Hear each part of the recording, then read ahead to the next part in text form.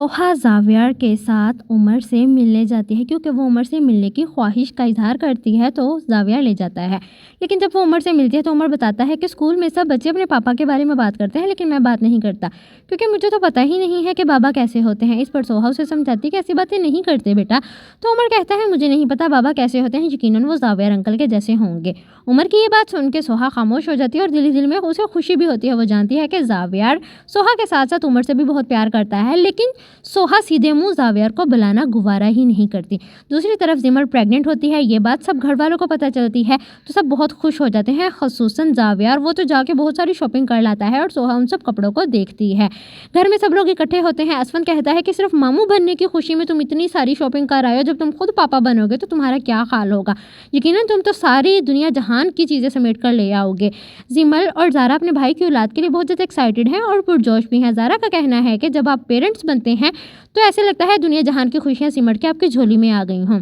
लेकिन सोहा इन सब बातों पे कोई रद्द-ए-अमल नहीं देती। वो तो खामोशी से बस बैठी सबके मुंह ही देख रही होती है। ज़ारा कहती है कि हमें बस तुम्हारी औलाद का इंतज़ार है कि तुम भी जल्दी से पापा बन जाओ। लेकिन ज़ावियर कहता है यकीनन माँ बाप बनना एक अच्छा एहसास होता है। अब वो सोहा पे कोई बात आने नहीं देता तो इसीलिए फ़ौरन बात को घुमा देगा ताकि सोहा पे कोई उंगली ना करे और असफन को कहेगा कि यार असफन, अब सब मर्दों की किस्मत तुम्हारे जैसी तो नहीं होती ना।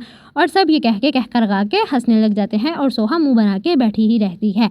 जब ज़ावियर बच्चे की शॉपिंग करके घर आता है तो सोहा उससे पूछती है कि कहाँ गए थे और ये कपड़े किसके लिए लाए हो।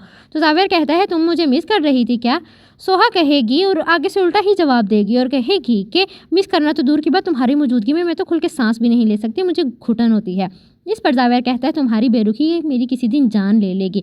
लेकिन सोहा को इस सबसे कोई फ़र्क नहीं पड़ता। वो कहेगी कि तुम्हारी मेरी बेरुखी कभी ख़त्म नहीं होगी। जिस पर ज़ावियर कहता है कि बस फिर मैं और मेरी मोहब्बत तुम पे ही ख़त्म हो जाएंगे। सोहा को सिर्फ ज़ावियर का दिल तोड़ना आता है और आखिर एक दिन वाकई ही ज़ावियर की मोहब्बत इस पर ख़त्म हो जाएगी और सोहा सिर्फ हाथ मलती ही रह जाएगी क्योंकि अब वो अपना एटीट्यूड और अपनी बेरुखी ख़त्म करने का नाम ही नहीं ले रही। उसने तो ज़ावियर को अपना बस नौकर समझा हुआ है जो कि बस उसके इशारों पे उसके सारे काम करता रहे, लेकिन वो उसे शौहर का दर्जा ही नहीं देती, उसे अपना शौहर नहीं समझती बल्कि उसे बातें सुनाती है कि मुझे तुमसे घुटन होती है।